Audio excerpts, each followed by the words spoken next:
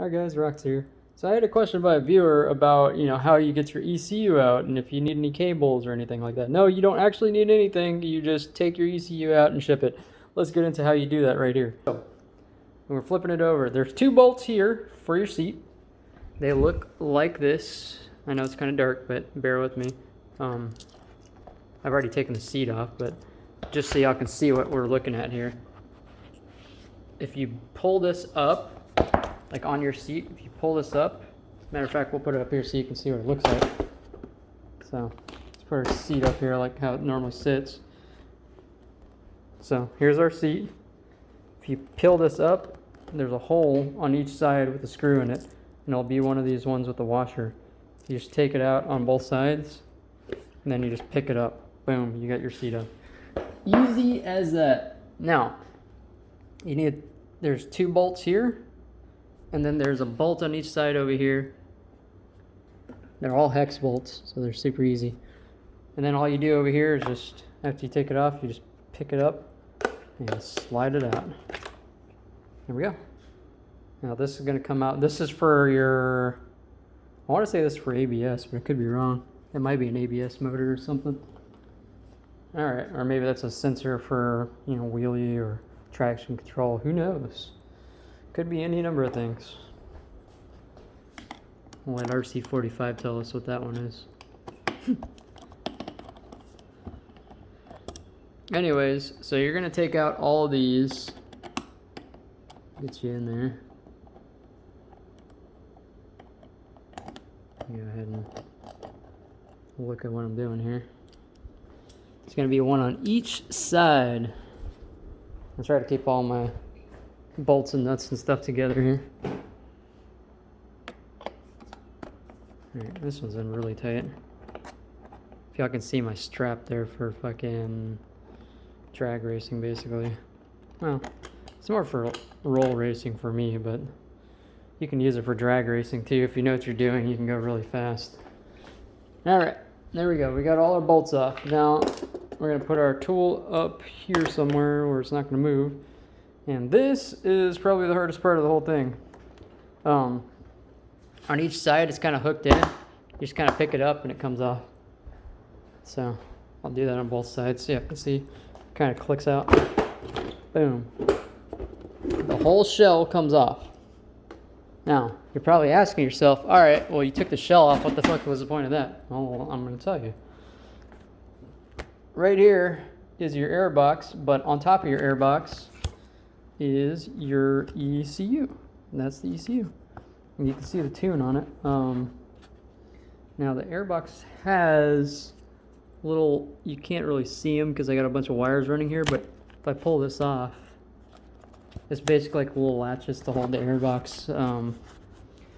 Well, kind of like covers the airbox and the ECU. So we'll bend this back for y'all so y'all can see what's going on in here. This is the ECU. Now my ECU is flashed, obviously, and that's what this KCS is. Here's all the things that I actually had to it. There you go. It's for, it even tells you like the gearing is 1643, the tire is 190/50, the RPM max is 13.8, and we got the rain mode, we got the HRC, basically tables, speed limit removed, O2 sensor removed, pair, I think it's like a pair valve thing if you take that off, the evap, all this stuff.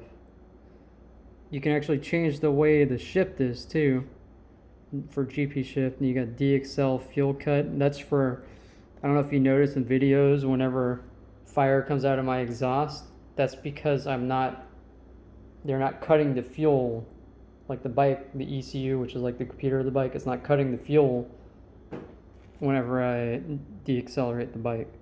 So now to get the ECU out, you kind of just pull up here on each side and then you pull it out, and there's 3 plugs. Now it's a lot easier to do when you actually, if you come here, there's a bolt on each side holding the gas tank in. See it right here? Right here. And then there's one right here on each side. if you take this bolt right here, not that one, but this one, if you take this one and this one on each side, and this one and that one, you won't have these white wires. These white wires are for my heated grips, but if you take this one and that one off on each side, that's what holds the gas tank in spot. And then you can pick the gas tank up, and that gives you more access to getting to the ECU. I didn't even do that the first time. I literally just picked it up. You get your finger under here, you can actually pull it up and pull it out. And there's little plugs in there in the back. It's not super easy to get to like this, but it's easier if you just take this here and here, and then here and there. And you can pick the gas tank up a little bit so you get more access to it. But this is where your ECU is. It has 3 plugs. They're pretty big. And they're super easy. You just press the button down and pull it out. It's just a plug. And other than that, that's basically it. I mean, I know it sounds super complicated, but it ain't really. I just wanted to give y'all a quick little look overview of how to do it, just in case you'd never seen it or done it before, because I know, you know, it's... A lot of y'all are going to see my bike and wonder why it's faster than yours, and it's because your bike isn't tuned. Because your bike isn't lowered. Because your bike, you know, doesn't have a strap. Like those things on a track, they don't matter at all. It's actually worse for a track if you lower your bike and you strap it. But if you're going in a straight line, which is like 90% of what I do, stuff like this makes this bike a monster. Makes it so much faster than its competitors. I mean, don't get me wrong, there's bikes that are way faster than this. But around me there ain't. There's a couple.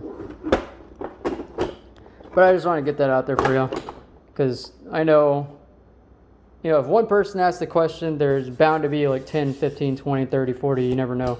However many more. So, see, it was as simple as that. And then to the one other thing you want to pay attention to is there's a little gap around the gas tank. See how there's like a little gap? And you got to try to get this back down without pinching the gasket. See how I pinched it right there? I'm going to have to pick it up and do it all over again. But that's basically it, guys. Then all you do is put your screws back in on each side. Your screws, you put that thing right there, the plastic thing that covers all the electronics right here. And then you screw this in, and then you put the seat on and screw that in. That's it. You're done. So we'll see y'all in the next one.